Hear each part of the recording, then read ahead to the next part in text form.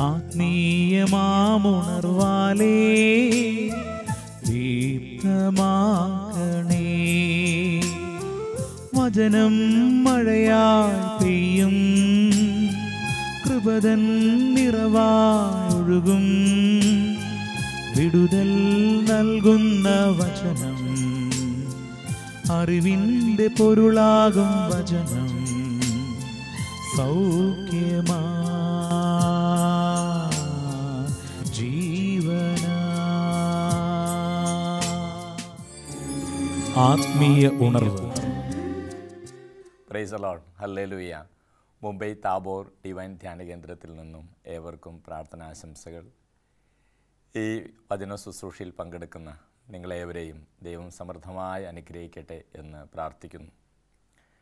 ലൂക്കായുടെ സുവിശേഷത്തിൽ 24 അധ്യായം 26 തിരുവചനത്തിൽ ഇപ്രകാരം നമ്മൾ വായിക്കുന്നു: ഭോഷന്മാരെ, ക്രിസ്തു ഇതെല്ലാം സഹിച്ച് മഹത്വത്തിലേക്ക് പ്രവേശിക്കേണ്ടിയിരുന്നില്ലേ? ഭോഷന്മാരെ, ക്രിസ്തു ഇതെല്ലാം സഹിച്ച് മഹത്വത്തിലേക്ക് പ്രവേശിക്കേണ്ടിയിരുന്നില്ലേ? ശിഷ്യന്മാരുടെ സങ്കടവും ദുഃഖവും ആകുലതകളുമെല്ലാം കണ്ട് അവരോട് ചോദിക്കുന്ന ചോദ്യമാണ്: ക്രിസ്തുവിൻ്റെ രഹസ്യങ്ങൾ നിങ്ങൾക്കിതുവരെയും പിടികിട്ടിയിട്ടില്ലേ? യേശു ക്രിസ്തു മഹത്വത്തിലേക്ക് പ്രവേശിക്കുന്നത് ഈ സഹനങ്ങളിലൂടെയും ഈ പ്രതിസന്ധികളിലൂടെയും ഈ ദുഃഖങ്ങളിലൂടെയൊക്കെ കടന്നുപോയിട്ടാണ് എന്നുള്ളൊരു വലിയ സത്യം നിങ്ങൾ അറിയുന്നില്ലേ? ശിഷ്യന്മാരെ ഭോഷന്മാർ എന്നാണ് വിളിക്കുന്നത്. എന്തുകൊണ്ടാണ് ഭോഷന്മാരെന്ന് വിളിക്കുന്നത്? തീർച്ചയായിട്ടും നമ്മുടെ ജീവിതത്തിൽ അറിഞ്ഞിരിക്കേണ്ട ചില കാര്യങ്ങൾ നമ്മൾ അറിയാതെ പോയാൽ അത് നമ്മുടെ ഭോഷത്തരമായിട്ട് കണക്കാക്കും. ഒരു ഉദാഹരണം പറഞ്ഞാൽ, ഒരിക്കൽ ഒരു ഹോസ്പിറ്റലിൽ ഒരു നേഴ്സ് വന്ന് ജോലിക്കായിട്ട് അവിടെ ഒന്ന് ജോയിൻ ചെയ്തു. അവർ കേരളത്തിൻ്റെ പുറത്ത് ഒരു സ്ഥലത്താണ് പഠിച്ചത്. നേഴ്സിംഗ് പഠനമൊക്കെ പൂർത്തിയായി. പഠിച്ചിരുന്ന സ്ഥാപനത്തിൽ പഠിപ്പിക്കുന്ന സ്ഥാപനം മാത്രമാണ്, അതിൻ്റെ കൂടെ ഹോസ്പിറ്റലൊന്നുമില്ല. അതുകൊണ്ട് പ്രാക്ടിക്കലായിട്ടുള്ള അറിവുകൾ വളരെ കുറവാണ്. അങ്ങനെ അവിടെ വന്ന് ഹോസ്പിറ്റലിൽ വന്ന് ജോലിക്ക് ജോയിൻ ചെയ്തു. അതിനുശേഷം ഏതാനും ദിവസം കഴിഞ്ഞ് ഒരു രോഗി അവിടെ എത്തിയപ്പോൾ അവിടുത്തെ ഡോക്ടർ ഈ നേഴ്സിനോട് ഒരു ഇഞ്ചക്ഷൻ കൊടുക്കാൻ ആവശ്യപ്പെട്ടു. അപ്പോഴാണ് ഇഞ്ചക്ഷൻ കൊടുക്കാൻ ആവശ്യപ്പെട്ടപ്പോൾ ഈ നേഴ്സ് സാവധാനം ഡോക്ടറോട് പറഞ്ഞു, ചെറിയ സ്വരത്തിൽ പറഞ്ഞു, ഡോക്ടർ, എനിക്ക് ഇഞ്ചക്ഷൻ ചെയ്യാൻ അറിയത്തില്ല. സ്നേഹമുള്ളവരെ, അത് കേട്ടപ്പോൾ ഡോക്ടറിൻ്റെ മാത്രമല്ല അവിടെ ഉണ്ടായിരുന്ന എല്ലാവർക്കും അതൊരു വലിയ അതിശയവും പിന്നെ എന്താണ് ഈ കുട്ടിക്ക് അറിയാവുന്നത് എന്ന രീതിയിൽ എല്ലാവരും ആ കുട്ടിയെ നോക്കുകയും ചെയ്തു. വാസ്തവത്തിൽ ഒരു നേഴ്സിൽ നിന്നും തീർച്ചയായിട്ടും പ്രതീക്ഷിക്കുന്ന ഒരു കാര്യമാണ് ആ കുട്ടിക്ക് അത്യാവശ്യ കാര്യങ്ങളൊക്കെ അറിയാം, ഇഞ്ചക്ഷൻ എടുക്കാൻ അറിയാം, മരുന്നുകൾ കൊടുക്കാൻ അറിയാം. പക്ഷേ ചിലപ്പോൾ ചില സ്ഥാപനങ്ങളിലൊക്കെയുള്ള പഠനങ്ങളിൽ അവിടെ പഠനങ്ങൾ മാത്രം നടക്കുന്നു, പ്രായോഗികമായ പരിശീലനങ്ങളില്ലാതെ പോകുന്നു. ആശുപത്രികളൊക്കെ ഇല്ലാതെ ചിലപ്പോൾ കേരളത്തിന് പുറമെയുള്ള ചില സ്ഥലങ്ങളിലൊക്കെ പഠിച്ചു വരുന്ന ചില കുട്ടികൾക്ക് അങ്ങനെയുള്ള പ്രായോഗികമായ ജ്ഞാനക്കുറവ് പലപ്പോഴും കണ്ടിട്ടുണ്ട്.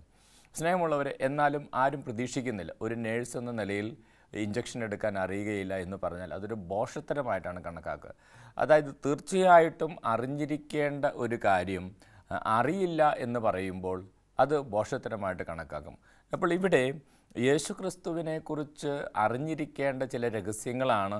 യേശുക്രിസ്തു പീഡകൾ സഹിച്ച് സഹനത്തിലൂടെ കടന്നുപോയിട്ടാണ് മഹത്വത്തിലേക്ക് പ്രവേശിക്കുന്നത് എന്നുള്ള വലിയ സത്യം യേശുവിൽ വിശ്വസിക്കുന്നവരും അതോടൊപ്പം യേശുവിനെക്കുറിച്ച് അറിയാവുന്നവരും തീർച്ചയായിട്ടും അറിഞ്ഞിരിക്കേണ്ട ഒരു കാര്യമാണ്. അത് അറിയാതിരുന്നാൽ അവരെ വിളിക്കുന്നതാണ് ഭോഷന്മാരെ എന്ന്, അതുകൊണ്ടാണ് അവരെ വിളിക്കുന്നത്. അപ്പോൾ സ്നേഹമുള്ളവരെ, യേശുവിൽ വിശ്വസിക്കുന്നവരുടെ ജീവിതത്തിലും അവരും അവരുടെ ജീവിതത്തിലേക്ക് മഹത്വത്തിലേക്ക് പ്രവേശിക്കുന്നതിന് മുമ്പ് ഇതുപോലെയുള്ള സഹനങ്ങൾ, പ്രതിസന്ധികളൊക്കെ ജീവിതത്തിൽ ഉണ്ടാകാമെന്നാണ് നമ്മൾ ഇതിൽ നിന്നെല്ലാം പഠിക്കേണ്ടത്. സ്നേഹമുള്ളവരെ, മനുഷ്യർ പലപ്പോഴും സഹനങ്ങളിലൂടെ, പ്രതിസന്ധികളിലൂടെ, തകർച്ചകളിലൂടെയൊക്കെ കടന്നു പോകുമ്പോൾ കാരണങ്ങളാണ് അന്വേഷിക്കുന്നത്. എന്തുകൊണ്ട് എനിക്ക് ഈ സഹനങ്ങളുണ്ടായി? എന്തുകൊണ്ട് എനിക്ക് ഈ പ്രതിസന്ധികളുണ്ടായി? എനിക്ക് എന്തുകൊണ്ട് ഈ രോഗമുണ്ടായി? എന്തുകൊണ്ട് എൻ്റെ പ്രിയപ്പെട്ടവർ മരിച്ചു? അങ്ങനെ കാരണങ്ങളാണ് മനുഷ്യർ പലപ്പോഴും തേടുന്നത്. എന്നാൽ യേശുവിൻ്റെ ജീവിതത്തിൽ നിന്ന് നമ്മൾ പഠിക്കാനുള്ളൊരു വലിയ സത്യം ഇതാണ്: ക്രിസ്തു തൻ്റെ സഹനങ്ങളെ പിതാവിന് സമർപ്പിക്കുകയാണ് ചെയ്തത്. ക്രിസ്തു തൻ്റെ പിതാവിൻ്റെ കരങ്ങളിൽ ഈ സഹനങ്ങളെ സമർപ്പിക്കുകയാണ് ചെയ്തത്. ആ സഹനങ്ങളെല്ലാം രക്ഷാകരമായി തീരുകയും ചെയ്തു. അപ്പോൾ ക്രിസ്തുവിൽ നിന്ന്, യേശുവിൽ നിന്ന് നമ്മൾ പഠിക്കേണ്ട വലിയൊരു പാഠമാണ് സഹനങ്ങളുടെ കാരണങ്ങൾ അന്വേഷിക്കാതെ ഈ സഹനങ്ങളും ബുദ്ധിമുട്ടുകളും അത് ദൈവത്തിന് സമർപ്പിക്കുവാൻ സാധിക്കുക എന്നുള്ളത്. അങ്ങനെ ദൈവത്തിന് സമർപ്പിക്കാൻ സാധിച്ചാൽ നമ്മുടെ ജീവിതത്തിൽ കടന്നു വരുന്ന സഹനങ്ങളും ദുഃഖങ്ങളും അത് സന്തോഷകാരണങ്ങളായി തീരും, സന്തോഷമായി തീരും എന്നാണ് ദൈവത്തിൻ്റെ വചനം നമ്മളെ പഠിപ്പിക്കുക. യോഹന്നാൻ്റെ സുവിശേഷത്തിലൂടെ കടന്നു പോകുമ്പോൾ അധ്യായം 16 തിരുവചനങ്ങൾ 16 മുതൽ ഉള്ള തിരുവചനങ്ങളിലൂടെ നമ്മൾ കടന്നു പോകുമ്പോൾ അവിടെ 20 മുതലുള്ള വചനങ്ങളിൽ ഈശോ ഇപ്രകാരം പഠിപ്പിക്കുന്നുണ്ട്. യോഹന്നാൻ്റെ സുവിശേഷം 16 അധ്യായം 20 മുതലുള്ള തിരുവചനങ്ങൾ. സത്യം സത്യമായി ഞാൻ നിങ്ങളോട് പറയുന്നു, നിങ്ങൾ കരയുകയും വിലപിക്കുകയും ചെയ്യും, എന്നാൽ ലോകം സന്തോഷിക്കും. നിങ്ങൾ ദുഃഖിതരാകും, എന്നാൽ നിങ്ങളുടെ ദുഃഖം സന്തോഷമായി മാറും. സ്ത്രീക്ക് പ്രസവവേദന ആരംഭിക്കുമ്പോൾ അവളുടെ സമയം വന്നതുകൊണ്ട് അവൾക്ക് ദുഃഖമുണ്ടാകുന്നു. എന്നാൽ ശിശുവിനെ പ്രസവിച്ചു കഴിയുമ്പോൾ ഒരു മനുഷ്യൻ ലോകത്തിൽ ജനിച്ചതുകൊണ്ടുള്ള സന്തോഷം നിമിത്തം ആ വേദന പിന്നീടൊരിക്കലും അവൾ ഓർമ്മിക്കുന്നില്ല. അതുപോലെ ഇപ്പോൾ നിങ്ങൾ ദുഃഖിതരാണ്, എന്നാൽ ഞാൻ വീണ്ടും നിങ്ങളെ കാണും. അപ്പോൾ നിങ്ങളുടെ ഹൃദയം സന്തോഷിക്കും. നിങ്ങളുടെ ആ സന്തോഷം ആരും നിങ്ങളിൽ നിന്ന് എടുത്തു കളയുകയുമില്ല. Praise the lord. ഹല്ലേലൂയ. കർത്താവിൻ്റെ വലിയൊരു വാഗ്ദാനമാണ്.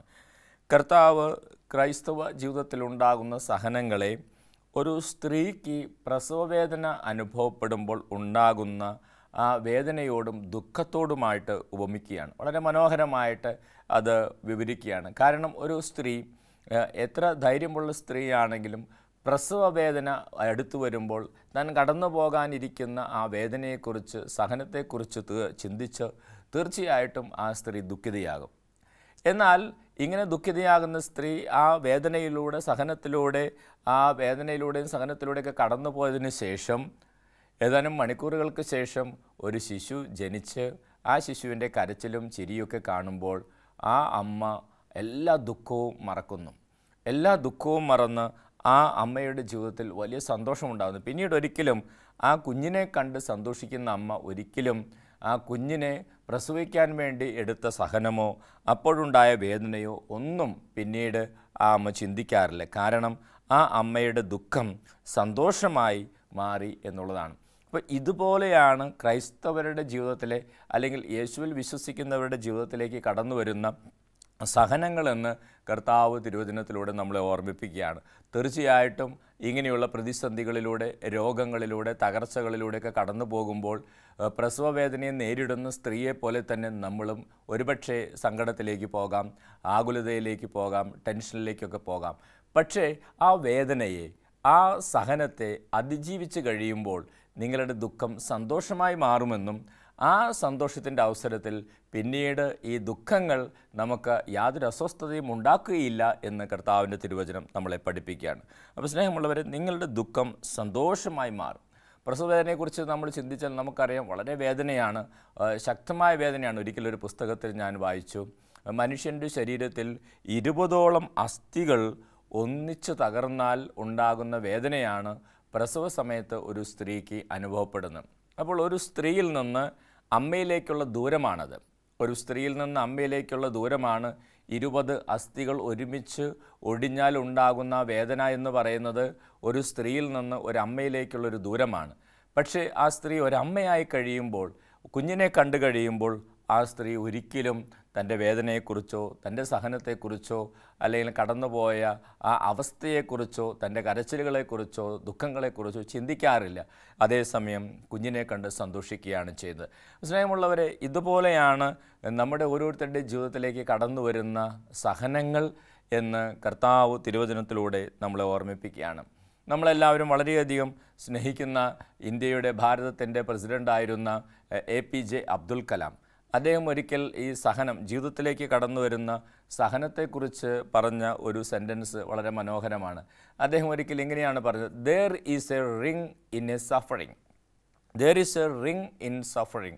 അതായത് ഈ സഹനത്തിൽ ഒരു മുദ്രമോതിരം ഒളിച്ചിരിപ്പുണ്ട് എന്നാണ് അദ്ദേഹം പഠിപ്പിക്കുന്നത്. വളരെ മനോഹരമായ ഒരു വാക്യമാണ് അദ്ദേഹം പഠിപ്പിക്കുന്നത്. "There is a ring in suffering." അതായത് നമ്മൾ ഇംഗ്ലീഷിലുള്ള സഫറിങ് എന്ന ആ വാക്കിനെ അതിനെക്കുറിച്ച് നമ്മൾ ചിന്തിച്ചു കഴിഞ്ഞാൽ അവസാനം ആ വാക്കിൻ്റെ അവസാനം വരുന്നത്, ആ വേർഡിൻ്റെ അവസാനം വരുന്നത് ഇങ്ങനെയാണ്, സഫറിങ്.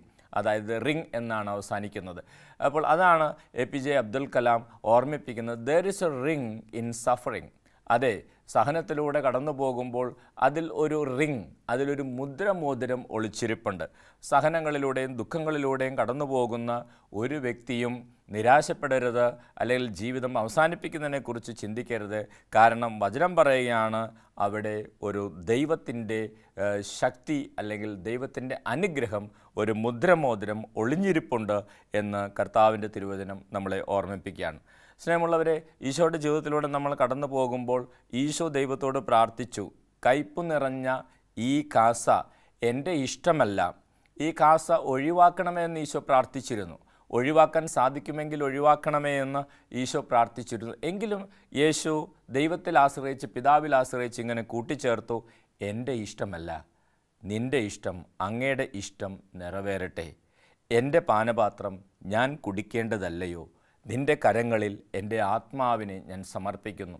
സ്നേഹമുള്ളവരെ, യേശുവിൻ്റെ ഓരോ വാക്കുകളിലൂടെ, യേശുവിൻ്റെ ആ ചിന്തകളിലൂടെ, സമർപ്പണത്തിലൂടെയൊക്കെ കടന്നു പോകുമ്പോൾ യേശു എത്ര നല്ല അർത്ഥത്തിലാണ് ഈ സഹനങ്ങളെ, ബുദ്ധിമുട്ടുകളെ ഏറ്റെടുത്തത്, മനസ്സിലാക്കിയത് എന്ന് നമുക്ക് തിരിച്ചറിയാൻ സാധിക്കും. അത് പിന്നീട് വലിയ മഹത്വത്തിന് കാരണമായി തീരുകയും ചെയ്തു.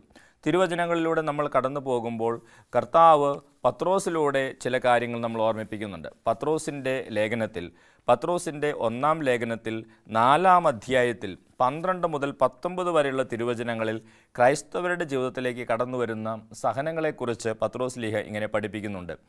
പ്രിയപ്പെട്ടവരെ, നിങ്ങളെ പരിശോധിക്കാനായി അഗ്നിപരീക്ഷകൾ ഉണ്ടാകുമ്പോൾ അപ്രതീക്ഷിതമായതെന്തോ സംഭവിച്ചാൽ എന്ന പോലെ പരിഭ്രമിക്കരുത്. ക്രിസ്തുവിൻ്റെ പീഡകളിൽ നിങ്ങൾ പങ്കുകാരാകുന്നതിൽ ആഹ്ലാദിക്കുവിൻ. അവൻ്റെ മഹത്വം വെളിപ്പെടുമ്പോൾ നിങ്ങൾ അത്യധികം ആഹ്ലാദിക്കും. ക്രിസ്തുവിൻ്റെ നാമം നിമിത്തം നിന്ദിക്കപ്പെട്ടാൽ നിങ്ങൾ ഭാഗ്യവാന്മാർ. എന്തെന്നാൽ മഹത്വത്തിൻ്റെ ആത്മാവ്, അതായത് ദൈവാത്മാവ് നിങ്ങളിൽ വസിക്കുന്നു. നിങ്ങളിൽ ആരും തന്നെ കൊലപാതകിയോ മോഷ്ടാവോ ദുഷ്കർമ്മിയോ പരദ്രോഹിയോ ആയി പീഡ സഹിക്കുവാൻ ഇടയാകരുത്. ക്രിസ്ത്യാനി എന്ന നിലയിലാണ് ഒരുവൻ പീഡ സഹിക്കുന്നതെങ്കിൽ അതിൽ അവൻ ലജ്ജിക്കാതിരിക്കട്ടെ. പിന്നെയോ ക്രിസ്ത്യാനി എന്ന നാമത്തിൽ അഭിമാനിച്ചുകൊണ്ട് അവൻ ദൈവത്തെ മഹത്വപ്പെടുത്തട്ടെ. എന്തെന്നാൽ വിധിയുടെ സമയം സമാഗതമായിരിക്കുന്നു. ദൈവത്തിൻ്റെ ഭവനത്തിലായിരിക്കും അത് ആരംഭിക്കുക. അത് നമ്മിലാണ് ആരംഭിക്കുന്നതെങ്കിൽ ദൈവത്തിൻ്റെ സുവിശേഷം അനുസരിക്കാത്തവരുടെ അവസാനം എന്തായിരിക്കും? നീതിമാൻ കഷ്ടിച്ചു മാത്രം രക്ഷപ്പെടുന്നെങ്കിൽ ദുഷ്ടൻ്റെയും പാപിയുടെയും സ്ഥിതി എന്തായിരിക്കും? ആകയാൽ ദൈവഹിതമനുസരിച്ച് സഹിക്കുന്നവർ നന്മ ചെയ്തുകൊണ്ട് വിശ്വസ്തരായ സൃഷ്ടാവിന് തങ്ങളുടെ ആത്മാക്കളെ ഭരമേൽപ്പിക്കട്ടെ. Praise the lord. ഹല്ലേലൂയ. പത്രോസ് ലീഹ വളരെ മനോഹരമായിട്ട് പഠിപ്പിക്കുകയാണ്. പ്രിയപ്പെട്ടവരെ, നിങ്ങൾ പരിശോധിക്കാനായിട്ട് ചിലപ്പോൾ അഗ്നിശോധനകൾ, അഗ്നി പരീക്ഷകൾ നിങ്ങളുടെ ജീവിതത്തിലുണ്ടാകും. പക്ഷേ അങ്ങനെ ഉണ്ടാകുമ്പോൾ അപ്രതീക്ഷിതമായതെന്തോ സംഭവിച്ചാൽ എന്ന പോലെ പരിഭ്രമിക്കരുത്. അപ്രതീക്ഷിതമായതെന്തോ സംഭവിച്ചാൽ എന്ന പോലെ പരിഭ്രമിക്കരുത്. അങ്ങനെ പറയുമ്പോൾ ആ വചനത്തിൻ്റെ അർത്ഥം എന്താണ്? അതായത് ഒരിക്കലും ജീവിതത്തിൽ യേശുവിൽ വിശ്വസിക്കുന്ന ഒരു വ്യക്തിയുടെ ജീവിതത്തിൽ ഒരിക്കലും സഹനങ്ങൾ ഉണ്ടാവുകയില്ല, ബുദ്ധിമുട്ടുകൾ ഉണ്ടാവുകയില്ല.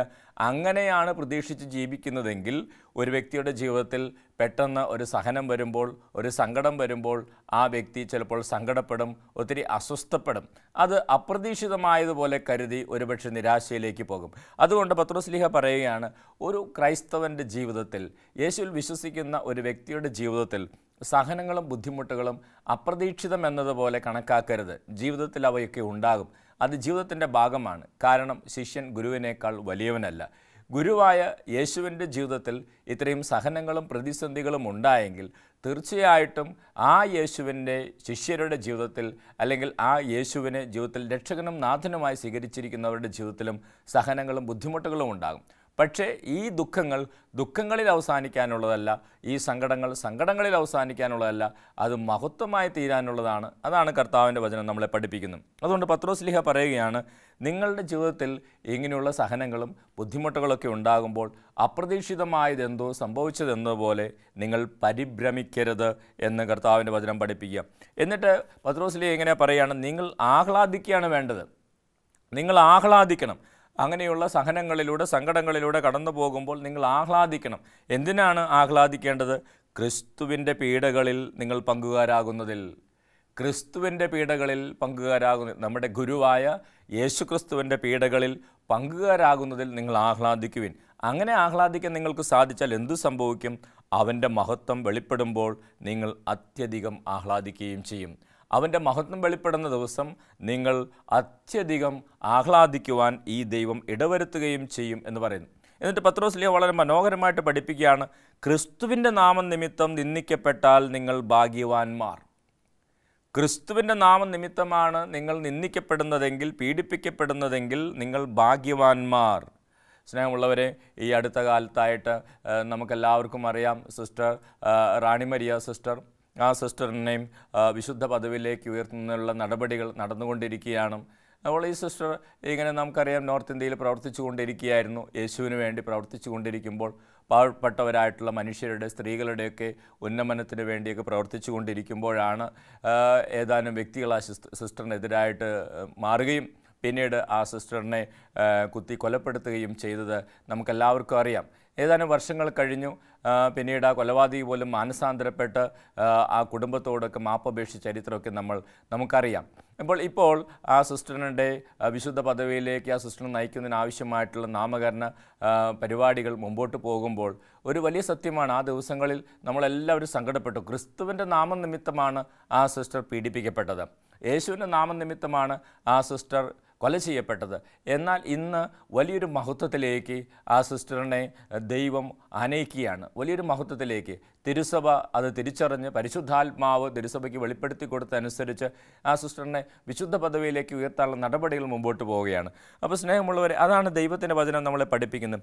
ക്രിസ്തുവിൻ്റെ നാമം നിമിത്തം നിന്ദിക്കപ്പെട്ടാൽ, ക്രിസ്തുവിൻ്റെ നാമനിമിത്തം പീഡിപ്പിക്കപ്പെട്ടാൽ നിങ്ങൾക്ക് അത് മഹത്വത്തിന് കാരണമായി തീരുമെന്ന് ദൈവത്തിൻ്റെ വചനം നമ്മളെ ഓർമ്മിപ്പിക്കുകയാണ്. എന്നിട്ട് പത്രോസ് നമ്മളെ ഓർമ്മിപ്പിക്കുകയാണ്, ഈ ലോകത്തിൽ പലവിധ സഹനങ്ങളിലൂടെ കടന്നു പോകുന്ന അനേകരുണ്ട്. പലവിധ സഹനങ്ങളിലൂടെ കടന്നു പോകുന്നത്. ചിലർ മദ്യപിച്ച് ലക്കുകെട്ടൊക്കെ ജീവിച്ച് അപകടങ്ങളിൽ ചെന്നുപെടുന്നവരുണ്ട്. അങ്ങനെ മദ്യപിച്ച് ലക്കുകെട്ട് വാഹനം ഓടിച്ച് അപകടങ്ങളിൽപ്പെട്ട് കൈയും കാലും ഒക്കെ നഷ്ടപ്പെട്ട് സഹനങ്ങളിൽ കഴിയുന്നവരുണ്ട്. അല്ലെങ്കിൽ ഇങ്ങനെയുള്ള ലഹരി വസ്തുക്കൾക്കൊക്കെ അടിമപ്പെട്ട് ശരീരത്തിൻ്റെ ആരോഗ്യം നഷ്ടപ്പെട്ട് സഹനങ്ങളിൽ കഴിയുന്നവരുണ്ട്. അതല്ലെങ്കിൽ മറ്റ് പല വിധത്തിലുള്ള തെറ്റുകൾ ചെയ്ത് പല വിധത്തിലുള്ള സഹനങ്ങളിലൂടെ കടന്നു പോകുന്നവരുണ്ട്. പത്രോസ് പറയുകയാണ്, അങ്ങനെയൊന്നും സഹനങ്ങളിലൂടെ കടന്നു പോകാൻ ക്രിസ്ത്യാനി എന്ന നിലയ്ക്ക് നിങ്ങൾക്കിടവരാതിരിക്കട്ടെ. അങ്ങനെയുള്ള സഹനങ്ങൾ നിങ്ങളുടെ ജീവിതത്തിൽ ഉണ്ടാകാതിരിക്കട്ടെ. യേശുവിൻ്റെ അനുയായി എന്ന നിലയിലാണ് നിങ്ങളുടെ ജീവിതത്തിൽ സഹനങ്ങൾ ഉണ്ടാകുന്നതെങ്കിൽ തീർച്ചയായും അത് മഹത്വത്തിന് കാരണമായി തീരും എന്ന് പത്രോസ് നമ്മൾ ഓർമ്മിപ്പിക്കുകയാണ്. എന്നിട്ട് എത്ര മനോഹരമാണ് പത്രോസ് ഇങ്ങനെ പഠിപ്പിക്കുന്നത്. നീതിമാൻ കഷ്ടിച്ചു മാത്രമാണ് രക്ഷപ്പെടുന്നതെങ്കിൽ ദുഷ്ടൻ്റെയും പാപിയുടെയും സ്ഥിതി എന്തായിരിക്കും? പത്രോസ് വളരെ മനോഹരമായിട്ട് നമ്മളെ പഠിപ്പിച്ചു തരാം. നീതിമാൻ തന്നെ രക്ഷപ്പെടുക, നീതിമാൻ തന്നെ സ്വർഗത്തിലേക്ക് പ്രവേശനം, നീതിമാൻ തന്നെ ലഭിക്കുക കഷ്ടിച്ചാണെങ്കിൽ എന്തായിരിക്കും ദുഷ്ടൻ്റെയും പാപിയുടെയും സ്ഥിതി? എന്നിട്ട് പത്രോസ് ഇങ്ങനെ നമ്മളെ പഠിപ്പിക്കുകയാണ്, ദൈവഹിതമനുസരിച്ച് സഹിക്കുന്നവർ നന്മ ചെയ്തുകൊണ്ട് വിശ്വസ്തനായ സൃഷ്ടാവിന് തങ്ങളുടെ ആത്മാവിനെ ഭരമേൽപ്പിക്കട്ടെ. യേശു തൻ്റെ പിതാവിൻ്റെ കരങ്ങളിൽ തൻ്റെ ആത്മാവിനെ ഏൽപ്പിച്ചതുപോലെ നമുക്കും പിതാവായ ദൈവത്തിൻ്റെ കരങ്ങളിൽ, യേശുവിൻ്റെ കരങ്ങളിൽ നമ്മുടെ ആത്മാവിനെ ഏൽപ്പിക്കാൻ സാധിച്ചാൽ കർത്താവ് തിരുവചനത്തിലൂടെ നമ്മളെ പഠിപ്പിക്കുകയാണ്, അത് നമ്മുടെ മഹത്വത്തിന് കാരണമായി തീരും. Price the lord, hallelujah. യേശുവേ നന്ദി, യേശുവേ സ്തോത്രം. മത്തായിയുടെ സുവിശേഷത്തിൽ 10-ാം അധ്യായത്തിൽ 27-ാം തിരുവചനം, മത്തായിയുടെ സുവിശേഷം 10-ാം അധ്യായം 27-ാം തിരുവചനം, വചനം ഇങ്ങനെയാണ് പഠിപ്പിക്കുന്നത്. അന്ധകാരത്തിൽ നിങ്ങളോട് ഞാൻ പറയുന്നവ പ്രകാശത്തിൽ പറയുവിൻ, ചെവിയിൽ മന്ത്രിച്ച കാര്യങ്ങൾ പുരമുകളിൽ നിന്ന് പ്രഘോഷിക്കുവിൻ. മത്തായിയുടെ സുവിശേഷത്തിൽ 10-ാം അധ്യായം 27-ാം തിരുവചനത്തിൽ ക്രിസ്തുവിനെ പ്രതിയുള്ള പീഡകളെക്കുറിച്ച്, സഹനങ്ങളെക്കുറിച്ച് വിവരിക്കുമ്പോഴാണ് ഇപ്രകാരം മത്തായി സ്ലീഹ നമ്മളെ പഠിപ്പിക്കുന്നത്. അന്ധകാരത്തിൽ നിങ്ങളോട് പറയുന്നവ പ്രകാശത്തിൽ പറയുവിൻ, ചെവിയിൽ മന്ത്രിച്ച കാര്യങ്ങൾ പുരമുകളിൽ നിന്ന് പ്രഘോഷിക്കുവിൻ. Praise the lord, hallelujah. അപ്പോൾ സ്നേഹമുള്ളവർ, എന്താണ് ഈ അന്ധകാരത്തിൽ പറയുന്ന കാര്യങ്ങൾ? ചില ബൈബിളിൽ ഇങ്ങനെ നമുക്ക് വായിക്കാൻ സാധിക്കും, ഇരുട്ടത്ത് ഞാൻ നിങ്ങളോട് പറയുന്നവ പ്രകാശത്തിൽ പറയുവിൻ, ചെവിയിൽ മന്ത്രിച്ച കാര്യങ്ങൾ പുരമുകളിൽ നിന്ന് പ്രഘോഷിക്കുവിൻ. എന്താണ് ഈ ഇരുട്ടത്ത് പറയുന്നതിനെക്കുറിച്ച് പറയുന്നത്? എന്താണ് അതിൻ്റെ അർത്ഥം? ഇരുട്ടത്താണോ ദൈവം സംസാരിക്കുന്നത്? ഇരുട്ടിലാണോ ദൈവം സംസാരിക്കുന്നത്? സ്നേഹമുള്ളവരെ, എന്താണ് ഇരുട്ടിൻ്റെ പ്രത്യേകത? ഇരുട്ടിൻ്റെ പ്രത്യേകത എന്ന് പറയുന്നത് എല്ലാം അവ്യക്തമായിരിക്കുന്ന സമയമാണ്. ഇരുട്ടത്ത് എല്ലാം അവ്യക്തമാണ്. നമുക്കറിയാം, നമ്മളൊരു സ്ഥലത്ത് വെളിച്ചത്തിലായിരിക്കുന്ന സമയം, രാത്രിയിൽ പെട്ടെന്ന് കരണ്ട് പോയി, വെളിച്ചം പോയി, പെട്ടെന്ന് ഇരുട്ട് വന്നാൽ എല്ലാം അവ്യക്തമാകും. നമുക്കൊന്നും കാണാൻ സാധിക്കുകയില്ല. ചിലർ വല്ലാതെ ഭയപ്പെടും, അസ്വസ്ഥരാകും. അപ്പോൾ ഇരുട്ടിൻ്റെ പ്രത്യേകത ഇതാണ്, അവിടെ അത് അവ്യക്തതകളുടെ സമയമാണ്. ഇരുട്ടെന്ന് പറയുന്ന അവ്യക്തതകളുടെ സമയമാണ്. നമുക്ക് അടുത്തിരിക്കുന്നവരെ കാണാൻ സാധിക്കുകയില്ല. എന്തെങ്കിലും പാമ്പോ അല്ലെങ്കിൽ എലിയോ പൂച്ചയോ ഒക്കെ നമ്മുടെ അരികിലേക്ക് ഇഴഞ്ഞു വന്നാൽ നമുക്കത് കാണാൻ സാധിക്കില്ല. അപകടങ്ങൾ വന്നാൽ നമുക്ക് കാണാൻ സാധിക്കില്ല. ഇരുട്ടെന്ന് പറയുന്ന അവ്യക്തതയുടെ സമയമാണ്, ഒന്നും വ്യക്തമല്ലാത്ത സമയമാണ്. അപ്പോൾ ദൈവം പറയുകയാണ്, ഇരുട്ടത്ത് ഞാൻ നിങ്ങളോട് പറയുന്നുവ, പ്രകാശത്തിൽ പറയുക. എന്താണ് അതിൻ്റെ അർത്ഥം? ജീവിതത്തിൽ ഒന്നും വ്യക്തമല്ലാത്ത സമയങ്ങളിൽ, അതായത് ജീവിതത്തിൽ നീ ഇരുട്ടത്തിരിക്കുമ്പോൾ, അതായത് ചില രോഗങ്ങളിലൂടെ നീ കടന്നു പോകുമ്പോൾ, ചില തകർച്ചകളിലൂടെ കടന്നു പോകുമ്പോൾ, പ്രിയപ്പെട്ടവരിലൂടെ മരണത്തിലൂടെ കടന്നു പോകുമ്പോൾ, ഒരു പക്ഷേ നിനക്ക് പിടികിട്ടുകയില്ല എന്തുകൊണ്ടാണ് ഇങ്ങനെയൊക്കെ സംഭവിക്കുന്നത്, അല്ലെങ്കിൽ നാളെ ഞാൻ എങ്ങനെ മുമ്പോട്ട് പോകും എന്ന് നിനക്ക് പിടികിട്ടുകയില്ല. അങ്ങനെയുള്ള സമയമൊക്കെ അവ്യക്തതയുടെ സമയമാണ്. അപ്പോൾ ഈശോ പറയുകയാണ്, ഇരുട്ടത്ത് ഞാൻ നിങ്ങളോട് പറഞ്ഞത് വെളിച്ചത്ത് നിങ്ങൾ പ്രഘോഷിക്കുമെന്ന് ഈശോ പറയുമ്പോൾ അതിൻ്റെ അർത്ഥം ഇതാണ്, ഇങ്ങനെയുള്ള അവ്യക്തതകളുടെ സമയം, ഒന്നും തിരിച്ചറിയാനാകാത്ത സമയം, ഒന്നും വ്യക്തമല്ലാത്ത സമയം, അത് ദൈവം നമ്മോട് സംസാരിക്കുന്ന സമയമാണ്. ഈശോ നമ്മോട് സംസാരിക്കുന്ന സമയമാണ്. അപ്പോൾ നമ്മൾ ഇരുട്ടിലായിരിക്കുമ്പോൾ ദൈവം വചനത്തിലൂടെ നമ്മളെ ഓർമ്മിപ്പിക്കുകയാണ്, ഇരുട്ടിലായിരിക്കുമ്പോൾ പിറുപിറുത്ത് കളയാനുള്ള സമയമല്ല, അസ്വസ്ഥപ്പെട്ട് കളയപ്പെടാനുള്ള സമയമല്ല. ഇരുട്ടിലിരിക്കുന്ന സമയം കാതോർക്കാനുള്ള സമയമാണ്. നീ ഇരുട്ടത്തിരിക്കുമ്പോൾ, അർത്ഥം പിടികിട്ടാത്ത അനുഭവങ്ങളിലൂടെ കടന്നു പോകുമ്പോൾ, അർത്ഥം പിടികിട്ടാത്ത രോഗങ്ങളിലൂടെ കടന്നു പോകുമ്പോൾ, അർത്ഥം പിടികിട്ടാത്ത തകർച്ചകളിലൂടെ കടന്നു പോകുമ്പോൾ, വലിയ സങ്കടങ്ങളിലൂടെ കടന്നു പോകുമ്പോൾ, അതേക്കുറിച്ചോർത്ത് പിറുപിറുത്തിരിക്കരുത്, പരാതിപ്പെട്ടിരിക്കരുത്. നീ ചെയ്യേണ്ടത് കാതോർക്കേണ്ട സമയമാണത്. നീ ഇരുട്ടത്തിരിക്കുമ്പോൾ നീ കാതോർക്കാൻ തയ്യാറായാൽ ദൈവത്തിൻ്റെ വചനം നിന്നെ ഓർമ്മിപ്പിക്കുകയാണ്, പുരമുകളിൽ നിന്ന് പ്രഘോഷിക്കാനുള്ള കാര്യങ്ങൾ ദൈവം ആ സമയത്ത് നിനക്ക് പറഞ്ഞു തരും. ദൈവം വലിയ ആത്മീയ രഹസ്യങ്ങൾ നിന്നെ പഠിപ്പിക്കും. Price the lord, hallelujah. വിശുദ്ധരുടെ ജീവിതത്തിലൂടെയൊക്കെ കടന്നുപോയാൽ നമുക്ക് മനസ്സിലാകുന്നൊരു വലിയ സത്യം ഇതാണ്, ദൈവം ചില കാലങ്ങളിൽ അവരെ ഇരുട്ടത്തിരുത്തിയിട്ടുണ്ട്. അൽഫോൻസമ്മയൊക്കെ ചില കാലങ്ങളിൽ ഇരുട്ടത്തിരുത്തിയിട്ടുണ്ട് ദൈവം. എപ്രാസ്യമ്മയെ ഇരുട്ടത്തിരുത്തിയിട്ടുണ്ട് ദൈവം. ഫ്രാൻസിസ് അസീസിയെ ഇരുട്ടത്തിരുത്തിയിട്ടുണ്ട്. പാദ്രെ പിയോയെ അവരൊക്കെ ഇരുട്ടത്തിരുത്തിയിട്ടുണ്ട്. അർത്ഥം പിടികിട്ടാത്ത അനുഭവങ്ങളിലൂടെ ദൈവം അവരെ കൊണ്ടുപോയിട്ടുണ്ട്. സ്നേഹമുള്ളവരെ, ആ നിമിഷങ്ങളിലെല്ലാം അവർ ദൈവത്തിനെന്താ പറയാനുള്ളതെന്ന് കാതോർത്തിരുന്നു. ദൈവം അവരെയൊക്കെ വലിയ ആത്മീയ രഹസ്യങ്ങൾ പഠിപ്പിച്ചു. അത് പുരമുകളിൽ നിന്ന് പ്രഘോഷിക്കാനും അനേകർക്ക് അനുഗ്രഹങ്ങൾ നേടിക്കൊടുക്കാനും അവർക്കൊക്കെ സാധിച്ചു.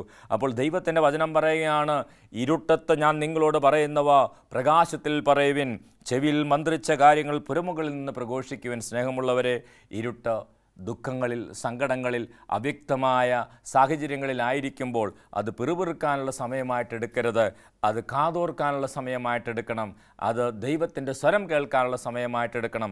എങ്കിൽ തീർച്ചയായിട്ടും പുരമുകളിൽ നിന്ന് പ്രഘോഷിക്കാനുള്ളത് കാര്യങ്ങൾ ദൈവം നമ്മളെ പഠിപ്പിക്കും, ദൈവം നമ്മളെ അനുഗ്രഹിക്കും, നമ്മുടെ ദുഃഖങ്ങൾ സന്തോഷമായി മാറും. നമുക്ക് കണ്ണുകളടച്ച് അല്പസമയം പ്രാർത്ഥിക്കാം. കർത്താവായ യേശുവേ, ദൈവത്തിൻ്റെ ദൂതൻ്റെ ചോദ്യം എത്ര മനോഹരമാണ്. ഭോഷന്മാരെ, ക്രിസ്തു ഇതെല്ലാം സഹിച്ച് മഹത്വത്തിലേക്ക് പ്രവേശിക്കണമെന്ന കാര്യം നിങ്ങൾക്കറിയില്ലയോ? അതെ, ഒരു ക്രിസ്ത്യാനിയുടെ ജീവിതത്തിൽ മഹത്വം കടന്നു വരുന്നത് സഹനങ്ങളിലൂടെ കടന്നുപോയിട്ടാണ് എന്നുള്ളൊരു വലിയ സത്യം ക്രിസ്തുവിൻ്റെ ജീവിതത്തിൽ നിന്ന് നിങ്ങൾ പഠിച്ചിട്ടില്ലയോ എന്നാണ് ദൈവം നമ്മോട് ചോദിക്കുന്നത്. ക്രിസ്തു മഹത്വത്തിലേക്ക് പ്രവേശിച്ചത് സഹനങ്ങളിലൂടെ കടന്നു പോയിട്ടാണെങ്കിൽ ക്രിസ്തുവിനെ അനുഗമിക്കുന്ന ഓരോ വ്യക്തിയും മഹത്വത്തിലേക്ക് പ്രവേശിക്കേണ്ടത് അത് സഹനങ്ങളിലൂടെ ഒക്കെ കടന്നു പോയിട്ട് തന്നെയാണ്. അപ്പോൾ അതുകൊണ്ട് നമ്മുടെ ജീവിതത്തിൽ സഹനങ്ങളും അഗ്നിശോധനകളും ഉണ്ടാകുമ്പോൾ അപ്രതീക്ഷിതമായതെന്തോ സംഭവിച്ചെന്നപോലെ പരിഭ്രമിക്കാതെ നമ്മൾ കാതോർക്കണം. ദൈവസന്നിധിയിൽ കാതോർത്ത് ദൈവത്തിൻ്റെ വചനം കേട്ട് കാതോർത്ത് ദൈവത്തിന് പറയാനുള്ള കാര്യങ്ങൾ നമ്മൾ ശ്രവിക്കണം. അൽഫോൻസാമ്മ സഹനത്തിലൂടെ കടന്നുപോയപ്പോൾ, കഠിനമായ സഹനത്തിലൂടെ കടന്നുപോയപ്പോൾ കാതോർത്തു, ദൈവം സംസാരിച്ചു. പിന്നീട് പുരമുകളിൽ നിന്ന് പ്രഘോഷിക്കാനുള്ള കാര്യങ്ങൾ ദൈവം അൽഫോൻസാമ്മയ്ക്ക് പറഞ്ഞു കൊടുത്തു. ഇതുപോലെ നമ്മളും ദൈവസന്നിധിയിൽ കാതോർക്കുകയാണ് വേണ്ടത്. അപ്പോൾ ദൈവം നമ്മളെ അനുഗ്രഹിക്കും. ഈ വചനങ്ങൾ കേട്ടുകൊണ്ടിരിക്കുന്ന നിങ്ങളെല്ലാവരെയും ദൈവം സമൃദ്ധമായിട്ട് അനുഗ്രഹിക്കട്ടെ എന്ന് പ്രാർത്ഥിക്കുന്നു. നിങ്ങളുടെ ജീവിതങ്ങളിൽ കടന്നു വരുന്ന ഓരോ സഹനത്തെയും അതിജീവിക്കാനും അത് അനുഗ്രഹമാക്കി മാറ്റാനും സർവശക്തനായ ദൈവം നിങ്ങൾ അനുഗ്രഹിക്കട്ടെ എന്ന് പ്രാർത്ഥിക്കുന്നു. കർത്താവ് എനിക്ക് നൽകിയ പൗരോഹിത്യ അധികാരം ഉപയോഗിച്ച് നിങ്ങളെല്ലാവരെയും അനുഗ്രഹിച്ച് പ്രാർത്ഥിക്കുന്നു. കർത്താവ് ശംശിയുടെ കൃപയും പിതാവായ ദൈവത്തിൻ്റെ സ്നേഹവും പരിശുദ്ധാത്മാവിൻ്റെ സഹവാസവും നിങ്ങളോടൊപ്പം ഉണ്ടായിരിക്കട്ടെ, ഇപ്പോഴും എപ്പോഴും എന്നേക്കും. ആമേൻ.